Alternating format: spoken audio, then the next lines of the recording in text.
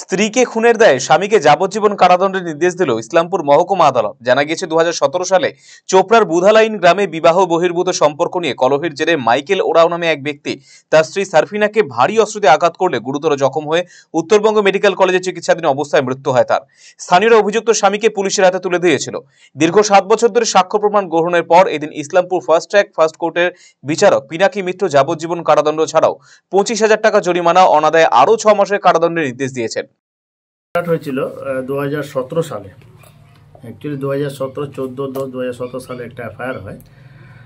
তো তখন 13/10/2017 সালে একটা ঘটনা হয় ওই চোপড়া থানা আন্ডারে, বুধালাইন চোপড়া থানা আন্ডারে। হ্যাঁ, এখানে হচ্ছে অ্যাকিউজড মাইকেল ওরাও, যে নিজের স্ত্রীকে টি গার্ডেন থেকে এসে ওদের মধ্যে একটা বসাবসি হয়। তখন হচ্ছে ওর স্ত্রীকে চুল ধরে একটা বাসিলা দিয়ে মাথায় আঘাত করে, পরপর কয়েকটা আঘাতের পর ও পড়ে যায়। সঙ্গে সঙ্গে ওকে ইসলামপুর এসডি হসপিটালে নিয়ে যাওয়া হয়। তারপরে ওখান থেকে রিফার করার পর শিলিগুড়িতে মারা যায়। মারা যাওয়ার পর ওই অ্যাকিউজডকে ওখানকার লোকজন বেঁধে রাখে। তারপর এফআইআর করে পুলিশ ওখান থেকে অ্যারেস্ট করে নিয়ে যায়। করার পর পুলিশ এই কেসটাতে ইনভেস্টিগেশন করে চার্জশিট দেয়। চার্জশিট দেওয়ার পর এই কেসটা ট্রায়াল হয় ফার্স্ট ট্র্যাক ফার্স্ট কোর্টে। আমাদের ফার্স্ট ট্র্যাক ফাটে যে হাকিম পিনাকি মিত্র, উনি এই কেসটাকে আজকে কনভিক্ট করেছেন।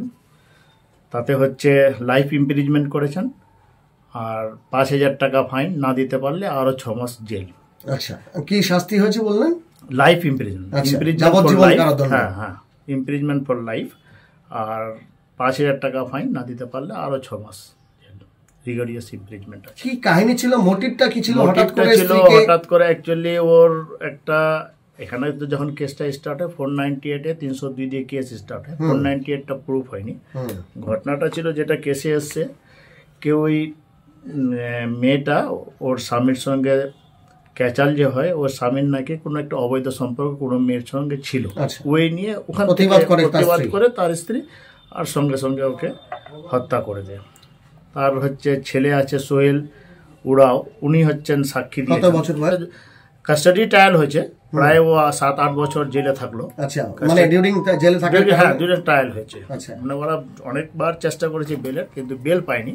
কোভিডের কারণে আর পিও ছিলেন না বলে এগুলো কারণে আমাদের ডিলে হয়েছে। এমনি ট্রায়ালে ডিলে নিশ্চয়ই হয়েছে, কিন্তু